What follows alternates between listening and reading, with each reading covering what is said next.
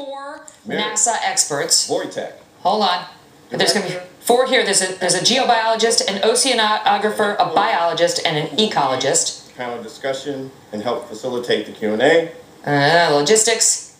Lisa Wolf Simon. All right, so he's making the introductions. The lead researcher. And Corey, he's making the introductions, and we're going to go through like long bios of these folks, but trust me, it's a geobiologist, an oceanographer, a biologist, and an ecologist. And Foundation. which one of these folks do you expect to take the lead? Who's the lead researcher among these 4? The lead researcher is Felicia Wolf Simon. I think she was the second one you saw. Yeah, she's the oceanographer. Right. I think she's the one who is probably most directly involved with this paper. And I don't know, do we have a moment to talk before we get? Yeah, he's just going through their bios. Don't worry, folks. We're not going to let you miss any of the substance. He's just going through. You know, they all have long bios. Yes, they've studied a lot of things. But anyway, so I mean, the interesting thing, I'm not sure if they'll mention. Oh wait, she's talking. Sorry. Okay, Stand by, Corey. Let's go to Mary Wojtek. It was discovered that does something very unusual. It is terrestrial life, but not life as we know it. This research was funded by the Astrobiology Program, which is a research and analysis program in NASA that focuses on the origin and evolution of life, the distribution of life, and the future of life on Earth to inform us as to how we might search for life or evidence of life in other places in our solar system and beyond.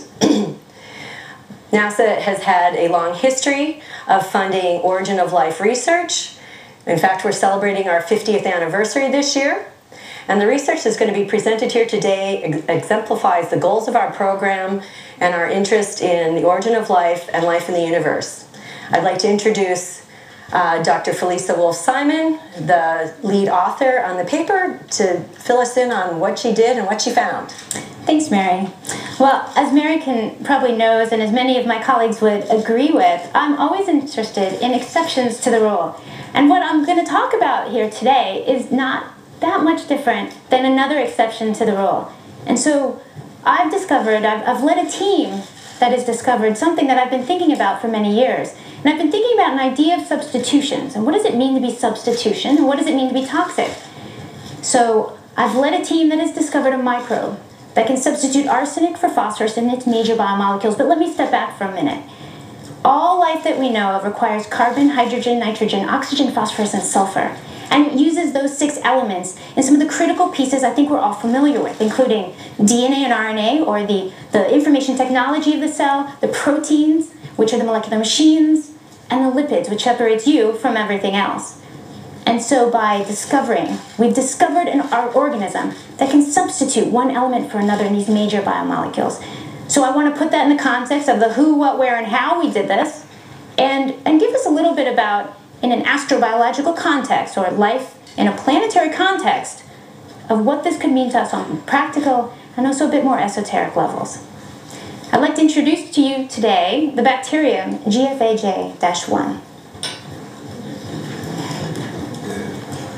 These are not little potatoes. They are a microbe that scientists lovingly call little bugs, but they're not bugs. They're microbes. And this is a bacterium that, although looks ordinary, and this may look like a type of micrograph many of us may have seen in different places, but it's doing something extraordinary. And so we'll talk about that. But first, let's find out where this microbe is from. Here we're looking at a map of Mono Lake, California. It's in Northern California and east of the Sierras, just outside of Yosemite National Park. It's a very interesting environment, and we're gonna take a look at that. If we could please roll that footage.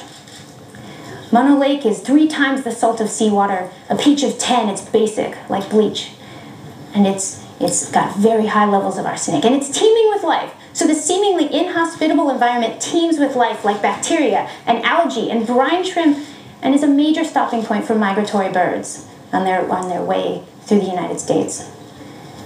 And we went to look for an interesting microbe, and we went to an unusual place. So let me tell you a little bit about how we did this. So if you want to look for an organism that can substitute one element for another, you might want to think about where that particular element is abundant. And Mono Lake is abundant in arsenic. But why would I come up with the idea of substituting arsenic for phosphorus? If we think about the periodic table, arsenic lies just below phosphorus on the periodic table, and so they actually have the physical size of arsenic and phosphorus are very similar. We call it the atomic radii, But it's the physical size of the atom. As far as we can tell, it's very, very similar. And actually, the fact that this chemical similarity, and there's other things I'd be happy to discuss at length with folks, but that chemical similarity lends insight into something that arsenic is toxic because it looks like phosphorus. So your cells and my cells and microbial cells, they can't tell the difference. And that's very interesting to me as a biochemist. So I went to an environment to look for this particular... All right, so she's starting to lose us, right? Is it just me? Do you no longer understand? Thankfully, we still have Corey Powell. Let's turn her sound down just so we can get Corey to explain what we've heard so far. Then we'll go, don't worry, we're monitoring it. You're not going to miss anything big. Plus, let's be honest, he didn't understand it either. But Corey did.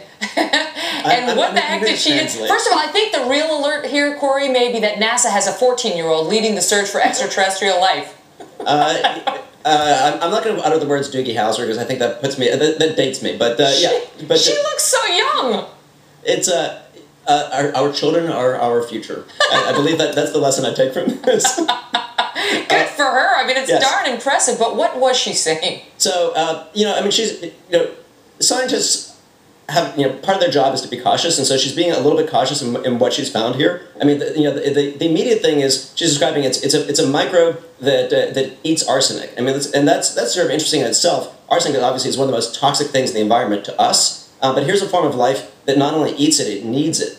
So I mean, that could be practically interesting because you could imagine actually using these microbes to say clean up toxic waste spills. But it's at a deeper level. It's interesting because it says that life can use a different kind of chemistry. It can operate a different way than the life we know. She wasn't actually calling it alien life on Earth, but effectively that's what she's talking about. She's talking about that the kind of life that we are is not the only kind of possible life. We've actually found a different kind of life right here on Earth. That tells you a lot about the kind of life that could be out there or elsewhere in the universe.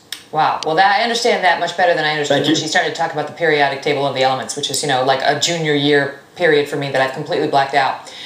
In any event, Corey, thank you for putting it in terms we can understand. And Corey's going to actually continue listening to this woman, Felisa Wolfe-Simon, this impressive oceanographer, and bring us the headlines as he hears them in terms that even I can understand. Corey, thank you. Thank you. Well, we go back now to the